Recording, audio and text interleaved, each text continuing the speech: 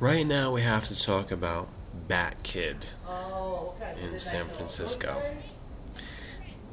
I just happened to see it on the Associated Press site channel, and it's viral. So I was checking it out, and I don't recommend that you go looking into that. Don't give him any more attention, because this is the thing. I know people are gonna say, "Oh God, this guy's so evil. You can't even promote a little kid." But let me tell you why. I got nothing against the kid, but the kid is being used. It's called child exploitation. Okay? The only thing that's worse than that is pedophilia. But let me get into this before I, gotta explain what's going on here, the deeper psychology of everything. First of all, what's going on with Batman? Is somebody from the Batman franchise doing this to drum up business? Well, they always are, because it's an ongoing thing. And now there's going to be a new Batman, right? They already had a Batman. Who was that guy? Keaton, and then they had what is it? Bale, and now they're going to have Affleck. Is that correct? So the next one they're working on. So it's not right before just premiere. They're in the middle of production or something now. Maybe in a year or two. But that's not the point, you see? You just got to keep it alive. And why are they allowing this? Because you would need to have it allowed. If you're going to use the Batman image, you have to get permission. It's registered, trademark. It's owned. It's intellectual property. It's DC Comics, those creators, and then it's the movie studios now that have it. I don't know which one it is. Doesn't matter. But there's a corporation that owns it and controls it. So here they have this publicity stunt going on, and it's connected with Make-A-Wish Foundation. That's what it is. The charity, just like MS, multiple sclerosis, muscular dystrophy, March of Dimes, all them, American Cancer Society, Lung Association, heart, kidneys, all that stuff. All these medical industry charity waste products. That's what they are. Let me tell you why. It's just this extra industry, like a leech, that attaches itself onto the human disease situation. That's why. They ain't curing the disease, number one. FDR started the March of Dimes.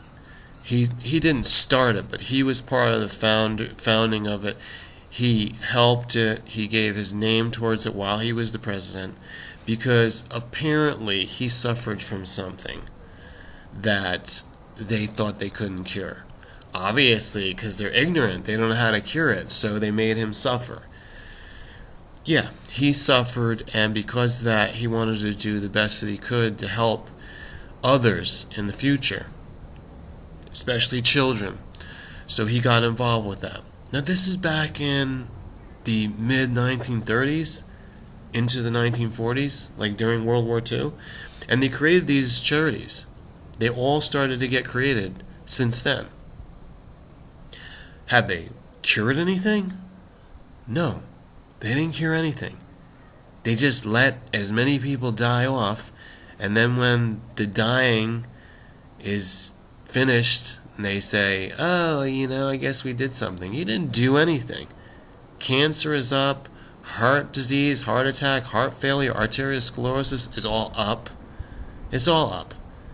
So what about this Make-A-Wish Foundation? Make-A-Wish, what is that about? Oh, it's like teddy bears, you know, you gotta love it, you gotta cuddle it. It couldn't do nothing wrong, that teddy bear. No? What amount of money do they rake in? Millions. Tens of millions.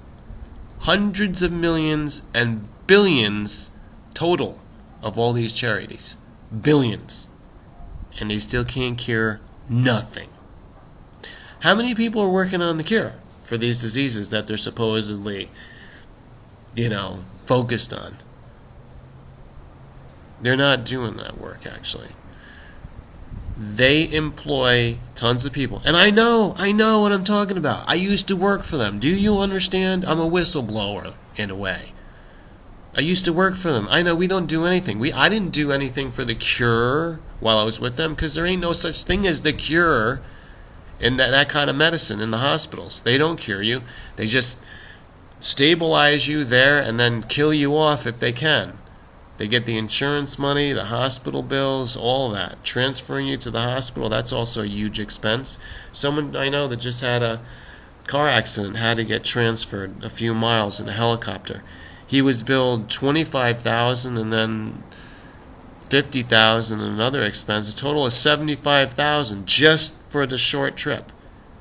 That pays for the entire freaking helicopter. They don't cure anybody that has anything, and they never will, because they sit around in their offices. It's all corporation bureaucracy.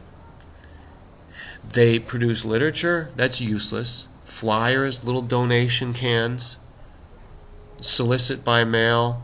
They have bank accounts. They have people watching the bank accounts, and people donate. Supporters send the money in, especially around Christmas. Christmas is coming. Where are you going to send your money? Where are you going to waste the money? Do you know what they're doing with the money? They're paying the salary of the person that sent you the envelope asking for the donation, and their boss and the higher boss above that.